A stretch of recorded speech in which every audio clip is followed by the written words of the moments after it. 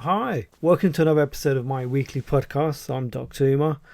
As part of my additional videos that I do on YouTube where I share pearls of wisdom, I've now started recording a weekly show where I talk about my week. And hopefully, through the sharing of my life, maybe you can relate to stuff that I've gone through. Maybe I can help you go through something that you're going through similarly. This is my second episode, and do you know what? I've quite enjoyed doing this. I look forward to sitting down and recording these, and I've had quite an interesting week. I'm not going to lie to you. I've attended a Myers-Briggs workshop, and I've done that because, as a post-CCT person, you start to think about how else can you develop yourself? One of the things I think I really want to get better at is leadership and management. Now, my CV is very educational heavy. I did a PG cert, I went on to do a diploma, I've done a master's, I've been an educational fellow, I've done various projects. So I think from that side of things, I've done really well. I have done leadership related things, and they've been really good to do, and I've learned a lot, and it's really helped me to develop as a person and as a doctor. But I feel that now that I'm going to be applying for consultant posts, I need to revisit that. And I looked at my CV and I realised I've not done anything along this line recently, and that's really important, isn't it? You want to show you're productive, and you should always be doing something new, because you don't want to get to a point where when you're writing your CV or you're applying for a job, though you've got some really good stuff, that stuff may have been a long time ago. So there's a massive gap in your CV timeline. You've not done much. And sometimes that's not always a good thing. So what I did, I looked at the hospital educational website where they run a lot of workshops, and I've booked myself on a lot of things. There's something called LEAP, which is to do with leadership, and a QI project. So I thought that would be really useful, again, as my own personal development and to talk about in an interview. I've also booked, I think in February now, no, I think it's after February. I couldn't get on the February course, but I've booked as an educational supervisor course. And then I thought that is really relevant for the position I'll be going towards.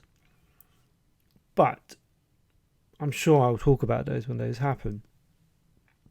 But the workshop I have attended is the Myers-Briggs one. And this is, if you don't know what it is, it's a personality test to sort of tell you what sort of person you are. And I'm sure I'm going to do a educational video podcast on that. So I'm not going to go into huge details, but I'm going to tell you something that you could relate to. So in the morning, I had organized it in a way that I'm going to go to this workshop in the morning and then go to the other site where I normally work and attend the meeting, the MDT. Wake up in the morning, everything's planned, I'm ready to go, and my little ones had fever overnight. So now the standoff begins, right? Who's going to stay off work? And it's really difficult, isn't it? Even if you have to go to work, or whether it's a workshop, your child's sick, can't go to school. So I'm looking at my wife in the morning, I say, well, you need to stay home. Well, I might need to go to work. Well, you're not going to work. I have to go to work. And then it's like, well, okay, this can. Well, last time he was sick. And kids are sick all the time. I mean, no matter what you do to avoid them getting sick, they find a way. Children are like sponges. They just absorb everything. And so it was like, well, he was sick, last time, and you were, no, I was off, no, I was off, you know, and then it's like you've got to deposit these things in a bank. It's You're gonna have to keep a diary. I think it's the only way you're gonna keep it fair. And I was determined to go to this because you might look at it and think, well, actually, is it really an important thing as part of the wider picture of leadership and management doing this particular workshop? For me, the way I look at things is that you need to start somewhere. It's a bit like the whole channel that I've got. I spoke about it for so long, and you know, I'm going to do it, and I think people got sick of me talking about me going to do it. And in fact, it got to the point where I actually thought, you know what? No, I'll tell you what it was. I listened to someone who does regular podcasts, and they said, you know what, you just got to do it. It's going to be crap, but once you get over that initial hurdle, it will be so much easier to keep on doing it. And you know what? That was really good advice. And likewise with this education, with this leadership thing, I thought I need to go to a workshop to show myself that it's the beginning, to get the ball rolling, to show my supervisor I'm being more productive. And I think, you know, when people start seeing that you're actually doing stuff and you are, you know, you're not just talking, you're not all talk, people take you seriously. And so I'm glad I went. And did the course teach me a lot? Yes and no. I think I've always known I'm an extrovert. What I did learn was that a habit, a behavior that I have, which is talking to, I like talking to people, talking through my day, talking through my problems. I'm not the introvert. I don't like sitting quietly and pondering, though I do. And yes, we accept that we are all spectrums,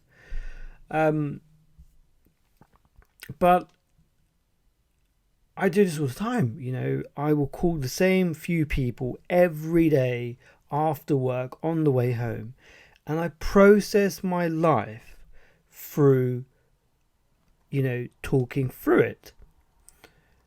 And it's probably why I have so many introvert friends to allow me to do that, which sounds really selfish when I put it out there. But also, I get my energy by being around people, which is really weird because the specialty I'm in is cardiac CT and MRI. So I sit in a dark room a lot on my own, looking at the screen.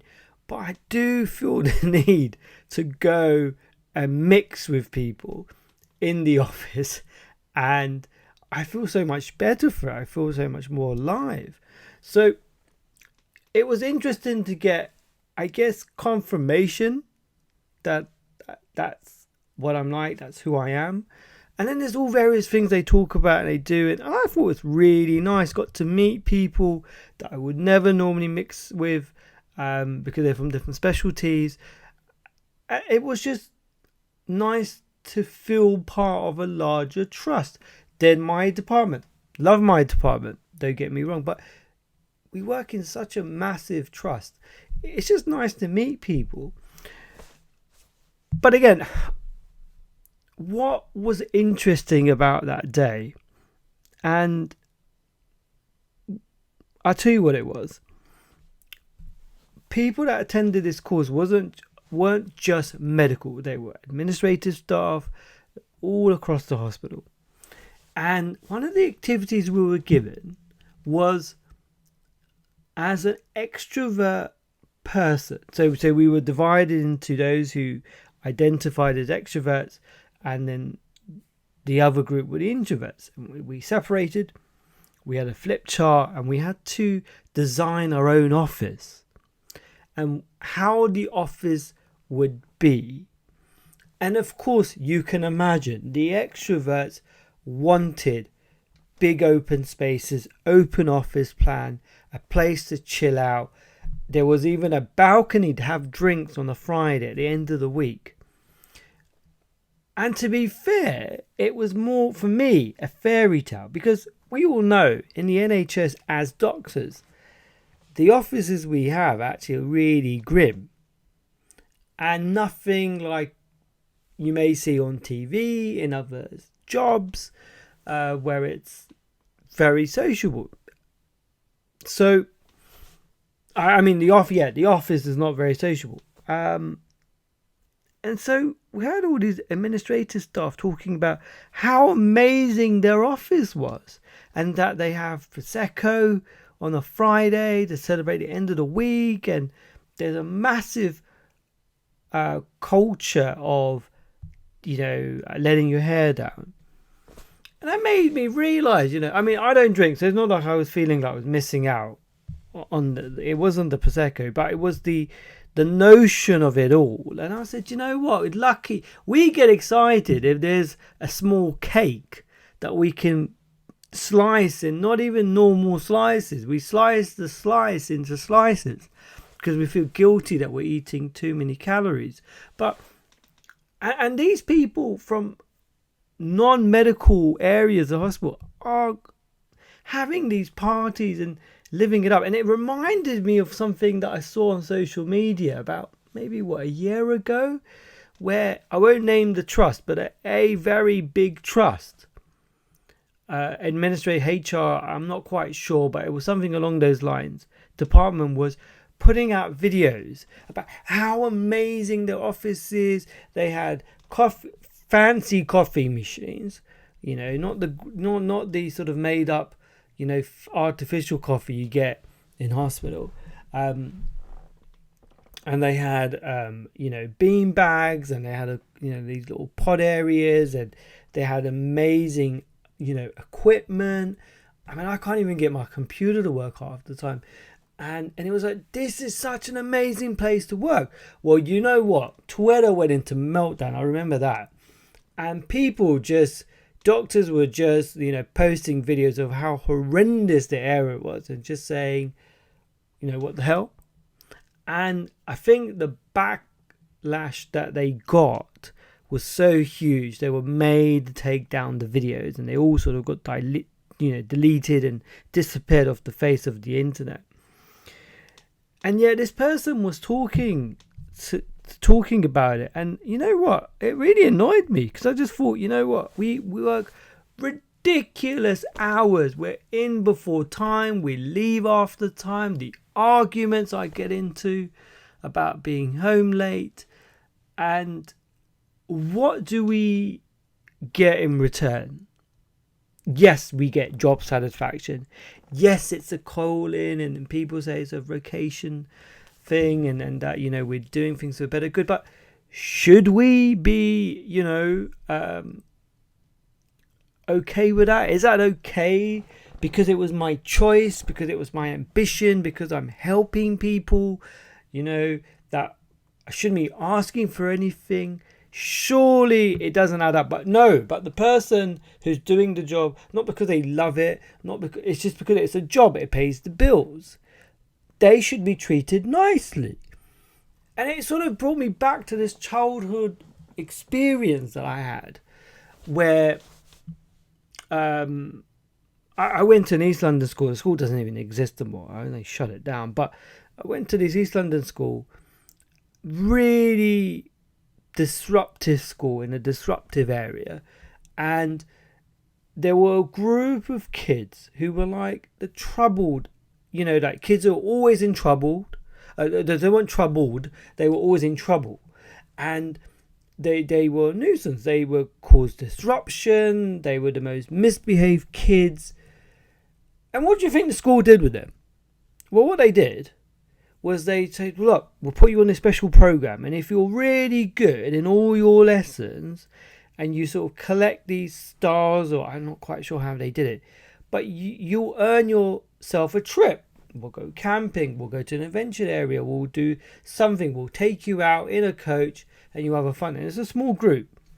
And I never understood that. So the kids who were achieving high, working hard, and being good pupils, well, they just got the satisfaction of getting the best marks and being ranked really high and, somehow being mentally stable or whatever. And yet these children were rewarded, I guess.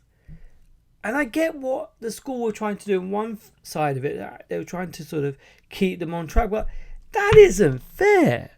I never thought that was fair. And it just reminded me of that. It's like, I'm not saying they don't deserve it. No.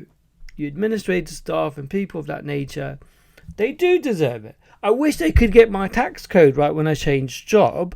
That would be bloody good. Honestly, that would be great. The amount of times when you change job and you don't have the right tax code, or, you don't get paid in the first month of your new job because someone messed up in HR. No. That's fine. And you just get an apology and you got to deal with it. There's no repercussion. There's no repercussion. That it's just, oh, well, I'm sorry it didn't go through. But you had so long to sort it out. What are you doing? This is your actual job. And yeah, that's okay. You get a beanbag. It's probably stressful having this conversation with you. Why don't you go to sleep in the pod? It just didn't sit right with me, this idea that, and then I think that person in the course realised it annoyed people, and as being in a group of extroverts, people made their feelings known. And so, but I just found it really interesting. I thought, how would you react? How do you feel about that? In a doctor's office, which you don't have space, you probably don't have enough chairs, computers are not working, the mouse somehow has stopped working, you don't see the letters on your keyboard. I'm not talking about my own personal trust, I'm just giving you a very generalized thing. I worked in places where you could only fit one doctor in the office, and the rest of us had to go and find computers elsewhere. But I just found it very interesting, I'm not going to lie. I thought it was, it's crazy. And, well, what else has been happening my week? I noticed, I was flicking through TikTok, and there was this video where our Prime Minister had gone to a hospital, and he gave, and all these NHS staff, and I don't know what they were they nurses, physios, I'm not quite sure, and he sort of was giving this talk that we've kept our promise and we've done this, and it's all drivel, waffle. And I read the comments sometimes just to get an insight of how people are viewing. Are you viewing it the way I'm viewing it? Do you have a different opinion? That's quite interesting. What is your opinion? And it was like, were these people paid? Did these people really want to go? Has no one realised how the Tories has completely messed up the country? The fact that you need a mortgage to get loop butter. That something's gone really wrong. People forgotten how the pandemic, sort of went out, and the changing the Home Secretary. If people forgot it, no, we'll go and smile for the camera and we'll say thank you to him. He's destroying the NHS, but we'll pretend that's not happening. And and again, should we be okay with this in the midst of all the strikes? And I'm sure there will be a BMA strike again, and people are not happy. People are really demoralised in the NHS on all levels. Yeah, we're okay. We should go and say thank you and sit with him. I would have refused. I have no interest in this government. I'm not going to lie to you. I feel like they're just slowly destroying the NHS. And you know what? They will do their best to sell it off. And I have this conversation quite a bit about what would happen if the NHS went private. If our UK health system went private, how would that go down? And I know people call it'll be like the American system, but I want to put something out there. it'll be like the American system for the patient, right? They're going to need insurance. There will likely be some sort of two-tier system. It's not going to be great for the rest of the staff in the health service at the moment. We're not suddenly going to be like American doctors living in big houses and big salaries. And if you are non-medic and you think that's how doctors live, you're very much mistaken. And so it's going to be really hard, and nurses are not going to make more money. Physios and radiographers and everyone else across the board will not make more money. The money will be generated at the top. So it's not like an American system for everyone. It's an American system for the patients, and then you're going to have shareholders and people at the top that are going to be in the insurance company that's going to make a lot of money. But us as staff will not benefit, and I just don't believe we're not going to benefit. And this is what again, I want to say this to people who are non-medical. The reason why the NHS, the members of, not just doctors, all of us are proud of the NHS and do not want the NHS to go, is not because it will affect us, because I don't think it would affect us. It's going to affect the patient. It's going to affect our families who use the health service. And we know how difficult, if we want to talk about the American system, look at the problems they have. They can't pay their healthcare. They struggle when it comes to health. You watch movies, American movies, it's a theme in all these films. And so, essentially, that's the problem we're going to have, right? We're going to have that problem. And, as in our families are going to have that problem. We don't want to watch our families go. I would be really sad.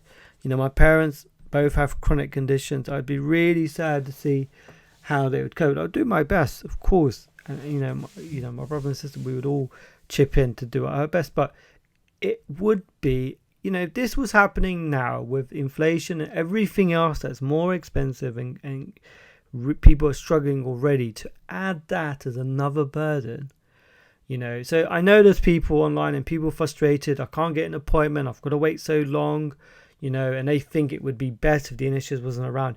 They're relying on your frustration to make a rash decision, and you should never make a decision out of frustration, because you always pretty much most of the time will make a bad decision. So I don't know what we were thanking him for, so I was sort of gone a little tangent, but I felt like I had to express myself. I'm an extrovert, I've got to process these things, right? But that's the truth, okay? That's the reality. And the other thing that really got to me was it reminded me of when I was working, outside London, and one of the things that I saw in the canteen was collection of food on a table, and I thought maybe this was some sort of charity run, and someone told me no, this is a food bank for staff. And there was a sign that if you're struggling, if you need any of these items, take it.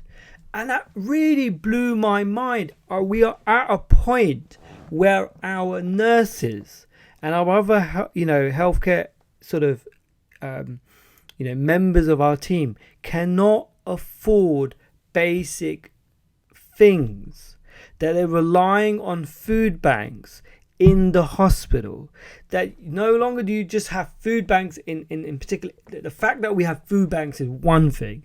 The fact that now the food banks are now in the hospital for staff specifically, it just blew my mind. I remember, in the same hospital I had nurses who could not afford to have lunch. They would bring a slice of bread, a couple of slices of bread. They would bring a can of beans. They would just have beans on toast. They could not afford this. And that's really messed up, isn't it? that nurses cannot afford to have a proper lunch. And what are we doing to our staff? We're nurses, for me, are amazing individuals. I am as good as I am as a doctor because of nurses. When I first walked into the workplace, it was the nurses that really helped me and showed me, sort of mentored me into being a doctor, gave me the confidence. When you're in really bad situation, it's the good nurse that really helps you to navigate your way through it. Sort of this, voice in the back of your head that's telling you, sort of helping you out. It's a partnership. It's not a hierarchy. And I hate the idea people sometimes think of doctors and nurses as a hierarchy. It's a partnership. You know what? And I really feel we don't appreciate our nurses on so many levels. And it's one of the reasons I've been very passionate towards nursing education, because they do so much and they have true bonds with their patients. Doctors come and go and they're busy doing multiple things, but there's always one nurse looking after a group of patients for the whole day, will come back and forth onto their shifts and develop real relationships. And I think we really undermined the impact our nurses have, along with all the other staff as well. And I just think, why were we there clapping for him, the Prime Minister? Why would we smiling for the photo? It should be holding it to account. Should have showed him the food bank, but we don't. And I think they're very clever the way they use media to, sort of divert our attention to other things. And it actually irritated me when I saw that. I was just like, you know what, that's just not on. But anyway, moving away from that, let me tell you something a bit more lighthearted. So what I found really funny was when you ride the London Tube, you do see some funny things, right? And the funny thing that I saw was that they're just pigeons, flown in at one stop, and then they're just sort of stuck. And the train's going between stations. I've got used to it now. I used to drive to work all the time, and I've only recently been using public transport to get to work after such a long time. And got used to just seeing pigeons just walk around. And you know what? They're harmless, eh? They mind their business. I mind mine. I mean, pigeons are getting brave. I mean, if I drive down the road, the pigeons normally used to just fly away at the sight that the car is coming. Now they're sort of holding their turf. Like, this is my street. It's like postcode wars for pigeons. Quite a worrying thing, isn't it? It brings you back to the adverts about the cats and the milk, and they want it back. Was it Craven doll? I think it was. But anyway, yeah. So pigeons, they're all right. I think as long as they don't, mug me, I think I'll be fine. But there was a poor young lady who got terrified and was just trying to run away from this pigeon, and the pigeon just, I'm sure he had no idea what this person was just going along its way in the same direction. And it just she became more, fearful. And I don't mean to laugh at that, and someone just said, look, the pigeon's not going to do anything, don't worry. But just the whole thing, I just found that amusing. You know what? Actually, if this pigeon went nuts, what am I going to do? And actually, if a fight broke out between us and the 2-3 pigeons on the train, how is that going to go? And actually, it made me start to get a bit concerned for my own safety. I mean, how do I tell that story? That I'm sorry about the mark on my face. A pigeon attacked me on the train. So anyway, I thought I would finish off with something a bit more lighthearted, and I hope that made you chuckle. But it's been an interesting week, as you can tell, and I really hope you've enjoyed listening to this episode, and I look forward to talking to you next week. You have a great week. Bye bye.